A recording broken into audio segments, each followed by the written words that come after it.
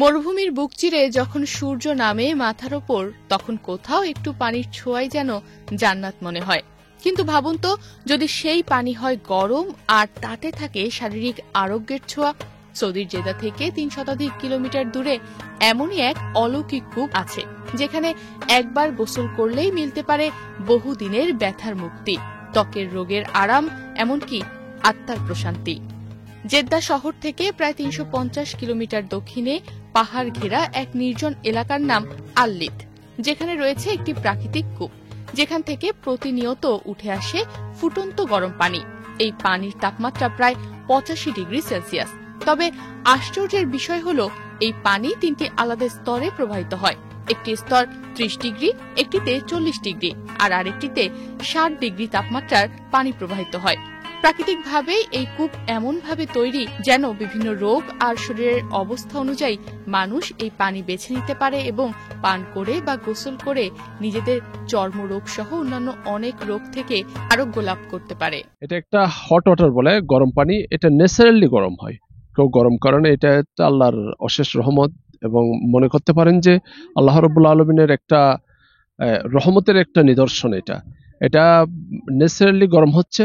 পানিটা লোকমুখে যেটা প্রচলিত আছে আমরা শুনতে পাচ্ছি, এই পানি অনেক রোগ মুক্তি দেয়। যেমন মনে করেন যাদের একজিমা, অ্যালার্জি এবং যাদের ঠান্ডাজনিত রোগ আছে, তারা এখানে এসে অনেক সময় এই পানি ব্যবহার করে। এই গরম পানির উৎস গভীর ভূগর্ভে খনিজ স্তর। বলা হয়ে থাকে এর ভেতরে রয়েছে সালফার, ম্যাগনেসিয়াম, আয়রন ও নানা রকমের মিনারেল। এইসব উপাদান চর্মরোগ, একজিমা, অ্যালার্জি, দাউদ এবং জয়েন্ট ব্যথার জন্য খুবই উপকারী। এছাড়া এই পানি থেকে যে ভাপ বের হয় তা শ্বাসনালীর জন্য উপকারী। বিশেষ করে যাদের হাঁপানি বা সাইনাসের সমস্যা আছে, তাদের জন্য এটি একটি স্বস্তিদায়ক চিকিৎসা। এই জায়গায় ন্যাচারালি কিছু গরম পানির উপরে ওয়েদার আসতেছে। এটা কিছু সংখ্যক মেডিসিন জাতীয়, বোখার জাতীয় এই ছোট ছোট রুম আছে। রুমের ভিতরে চেয়ার আছে। এটার ভিতরে বসে গরম ভাপটা নিতেছে মানুষে। যেমন ব্যথা, হাঁপানি, কাশি, শুনলাম এগুলা নাকি অসুস্থ মানুষ সুস্থ হয় এই ভাপটা, বোখারটা নেওয়ার কারণে।